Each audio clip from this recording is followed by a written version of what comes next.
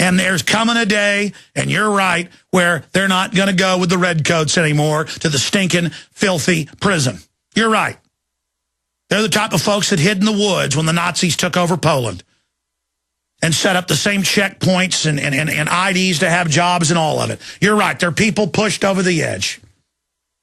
And it goes on. Anti-government extremists opposed to taxes and regulations pose a growing threat to local law enforcement. In the United States, the FBI warned Monday. Of course, what did the New York Times come out with? The American people are taking their towns and cities back. They believe in Agenda 21, UN rules. Well, the UN, it is a UN global treaty, and we are increasing your power prices and taking your property and not letting you build a barn on your own land, and and they are banning light bulbs and saying what type of toilet you can have and all this. But you know what? It says, oh, they don't like the new environmental regulations. Yeah, I see newscasts every couple of days where they're coming to people in Michigan and everywhere else and saying, oh, we're going to put a tax and a meter on your well now. Well, my grandfather dug that well. We just water the garden with it. It's an old hand-dug 200-foot well. Well, it's a felony if you don't let us put this on it. And we're going to tax you, and you got to send in a test every month that it's safe for you to drink. You see, everything Stalin did to the Ukraine, we're going under it. You think you're going to get a gas pipeline or an oil pipeline from Canada? It's going to China.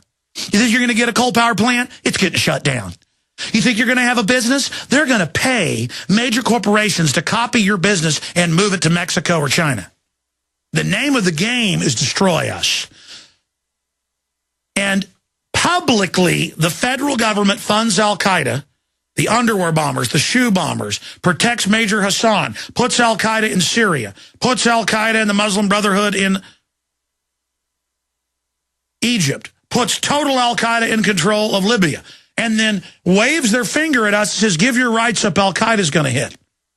I've interviewed the head of the U.S. Embassy when they were ordered to let Mohammed Atta and others into the United States when they were flagged as top terrorists. And the CIA called their boss and said, you stop that hold, you let them in. That terror designation is a cover for our deep agents. They were taking part in drills. They were set up.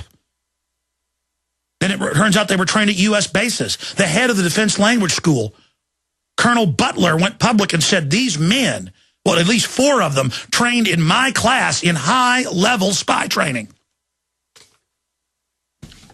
Something's going on, he said. The government did this. You bet your bottom dollar they did. Let me say that again. The hijackers trained in U.S. spy bases. And you'd say, well, people go public. They did go public. And after people's families get threatened with being killed, and he was threatened with a court-martial, he shut up. I called his house a month after 9/11 when he was in the San Jose Mercury News saying the government did it. And there was a woman screaming in the background saying, they've threatened us. I told you, hang it up. No, no, no. This is the real world. This is what we deal with. The people running the government are the ones that blew up Oklahoma City and that daycare center. And I've had the cops on. I've had the head of HUD who was there and saw the feds planting the bombs. They said, oh, it's just a telephone work. I've had them on. I've had cops on who saw the feds with the bombs and the rest of it, and they came to him in the Oklahoma City, to the sergeant's office, the head of the K-9 unit, and said, you and your wife are dead. I've had Officer Browning on this show. You're dead if you look into this anymore, okay? They did it. We caught the FBI anti-terrorism director there the day before saying he wasn't with the hotel receipts and eyewitnesses. They did it. We've caught them. They are the terrorist. Okay? Now let me give you the worldwide alert. As this article goes on, these extremists, sometimes known as sovereign citizens who know you're the terrorist, believe they can live outside any type of government authority. No, you live outside the Bill of Rights and Constitution, so you're illegitimate. Marbury versus Madison. You are openly saying you can secretly arrest us and kill us. You are lawless criminals. Just like Hitler may have said he was the law in Germany, but I say he isn't. You may have your little 10 badges and the rest of it, but my warrant is sworn out by the Republic and by common sense and organic law and the Bill of Rights and by God Almighty. You like that? You like my badge? You know it. It's called fearlessness in your murdering face. Killers. We're going to defeat you, and you know it. I will it. And millions of others will it with me right now. And what we agree on earth together, God makes it done in heaven. I'm sick of you murdering scum. Continuing, the extremists may refuse to pay taxes, defy government environmental, you mean UN regulations, and believe the United States went bankrupt. It's on record we did. It's all in the War Powers Act. Read it. Routine encounters with police can turn violent at the drop of a hat. Yeah, you pull somebody over their family. You start talking about how you're going to take them to jail because they can't pay all their tickets because you bankrupted them. So now they say the CPS. They start calling to have the CPS come pick the kids up. Yeah, you bet people can't handle it anymore. When you send your Nazis to pick up their kids, bunch of pot-bellied pedophiles, you bet people are sick of you. Routine encounters with police can turn violent at the drop of a hat, said Stuart MacArthur, Deputy Assistant Director in FBI's Counterterrorism Division. Gotta love that, Counterterror Division. You mean the folks that ship guns into Mexico? To blame the Second Amendment? You mean those kind of terror attacks?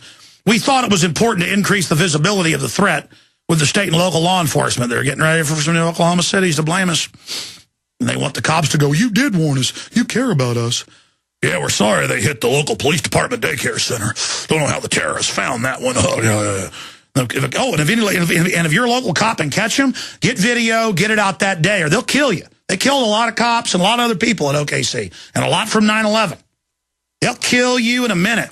A lot of you are cowards. They call up and threaten you and your family. You'll just roll over right there. We thought it was important to increase the visibility of the threat with state and local law enforcement, he said. In May of 2002, West Memphis, Arkansas police officers were shot and killed in an argument that developed after they pulled over a sovereign citizen in traffic. That whole thing was really shady. Last year, an extremist in Texas opened fire on a police officer during a traffic stop. The officer was not hit. Legal convictions of such extremists, mostly for white-collar crimes as fraud, that means actually suing the criminals back, have increased, and it just goes on. And they're going on to say, get ready for it to happen. Now, let me give you the worldwide terror alert. This is a maximum alert. Okay, a lot of data goes into this, a lot of data points.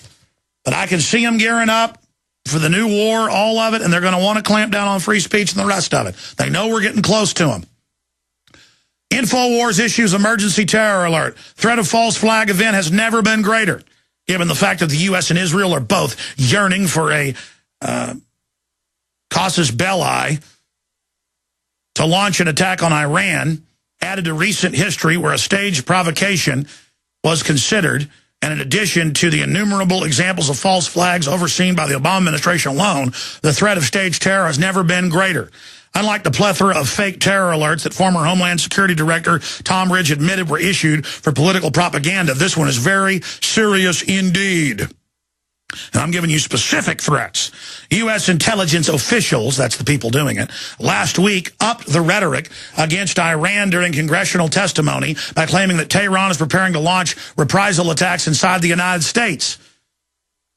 And they also separately in the Brookings Institution and others said that they would stage a provocation. Like we don't read that, like we're idiots.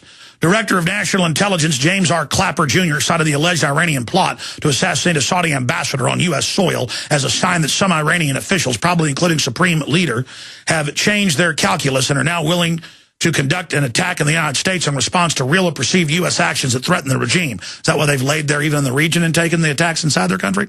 As we documented at the time, according to U.S. Army Lieutenant Colonel Anthony Schaefer, no information concerning the supposed plot even existed within FBI channels, strongly suggesting the story was manufactured by the Obama administration. The New York Times also reported that dubious nature of the plot caused a wave of puzzlement and skepticism from some foreign leaders and outside experts. Advocates of an attack on Iran have implied the U.S. could stage a provocation. We have links to them saying it. As a pretext for a military assault. In January of 2008, Dick Cheney's office considered staging an incident. We have a link to Pulitzer Prize winner writing about that. To blame on Iran warships, and U.S. ships patrolling the Strait of Hormuz were attacked. But the big threat is domestic, folks. That's what they're gearing up for. Despite this sordid history of lies that were manufactured about weapons of mass destruction, Niger Yellowcake, and dodgy dossiers to justify the invasion of Iraq in 2003, we're seeing history repeat itself as the U.S. seeks to exploit another artificial crisis as a pretext to back the Israeli attack on Iran. Numerous examples since Obama took office illustrate how this administration and the intelligence agencies that surround it are by no means reticent to bizarrely lie and stage events for political purposes. Despite the Obama administration's best efforts to characterize Operation Fast and Furious, an ATF program that sought to put U.S.-based firearms in the hands of Mexican drug smugglers, as little more than a screw-up, the most damning evidence strongly indicates that the whole operation, well, CBS News got the fact that it was, doesn't indicate, is an attempt to launch a false flag assault on the Second Amendment of the American people. Yeah, they said they'd blame it on that. Obama himself told gun control advocate Sarah Brady last year that his administration was working under the radar to sneak attack the Second Amendment just months before the Fast and Furious scandal leaked. And at the same time as the administration officials were blaming violence in Mexico on the Second Amendment, when in reality the administration itself was responsible for arming the drug cartels. These are terrorists. 8 agencies involved. A further example of false flag attack under the current administration involves the Christmas Day underwear bomber, who was helped through security despite being on a terrorist watch list with no passport by a well-dressed Indian man on Christmas Day '09. It later emerged the State Department was ordered, this is on C-SPAN, not to revoke his visa by federal counterterrorism officials, even though the accused bomber had known terrorist ties. That's a quote. In addition to the fact that his own father had warned U.S. intelligence officials on the threat posed by him a month before the attempted attack. While the public is now being told that terrorists are about to strike on U.S. soil, the U.S. government itself has warned that al-Qaeda funded terrorists in Libya. Again, while the public is being told that terrorists are about to strike on U.S. soil, the U.S. government itself has armed and funded al-Qaeda terrorists in Libya to overthrow Gaddafi and is now backing al-Qaeda groups in Iran to carry out bombings and assassinations. Links to the government admitting all this in an effort to undermine Ahmadinejad government. The same terrorists used in Libya were also subsequently airlifted to Syria as part of an effort to depose President Bashir Assad. Now, it goes on into the domestic areas, and that's the most important part of this. I'm going to have this updated there and point out that we are issuing a real terror threat because these governments are known to have staged terror attacks. They've been known to create provocations. They are the real suspects and the ones that have motive that stand to gain. There are limitless... Look, criminal interests have taken over our government and our society. They're funding foreign terrorists to menace us so they can take our rights and staging domestic events so they can go after free speech and continue to get away with their criminal activities. It's the oldest trick in the book, and it's happening. And I'm seeing massive media hype in movies, but also in nonfiction, but it really is fiction, nightly news. Everywhere they're saying the right-wingers are getting ready to attack. And there's all these advisors to Obama, Shapiro and others saying a big terror attack is the only thing that will save you. And now the media is saying get ready for the attack. And I've learned how to watch these people. So I want the system to know our people are everywhere. That's the only thing that's been holding it back so far, is the system knows we continue to catch them. We caught them on Fast and Furious. I reported on that 6 years ago. That's how I was able to tell you Bush was involved. And that Holder would then play that card on Issa of toilet you can have and all this. But you know what? It says, oh, they don't like the new environmental regulations. Yeah, I see newscasts every couple of days where they're coming to people in Michigan and everywhere else and saying, oh, we're going to put a tax and a meter on your well now. Well, my grandfather dug that well. We just water the garden with it. It's an old hand-dug 200-foot well. Well, and there's coming a day, and you're right, where they're not going to go with the redcoats anymore to the stinking, filthy prison. You're right. They're the type of folks that hid in the woods when the Nazis took over Poland and set up the same checkpoints and IDs to have jobs and all of it. You're right. They're people pushed over the edge. And it goes on. Anti-government extremists opposed to taxes and a felony if you don't let us put this on it. And we're going to tax you, and you got to send in a test every month that it's safe for you to drink. You see, everything Stalin did to the Ukraine, we're going under it. You think you're going to get a gas pipeline or an oil pipeline from Canada? It's going to China. You think you're going to get a coal power plant? It's getting shut down. You think you're going to have a business? They're going to pay major corporations to copy your business. Regulations pose a growing threat to local law enforcement.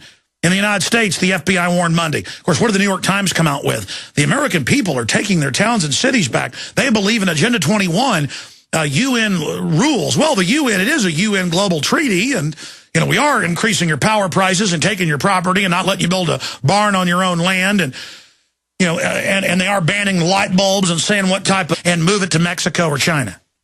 The name of the game is destroy us. And publicly, the federal government funds Al-Qaeda, the underwear bombers, the shoe bombers, protects Major Hassan, puts Al-Qaeda in Syria, puts Al-Qaeda and the Muslim Brotherhood in Egypt, puts total Al-Qaeda in control of Libya.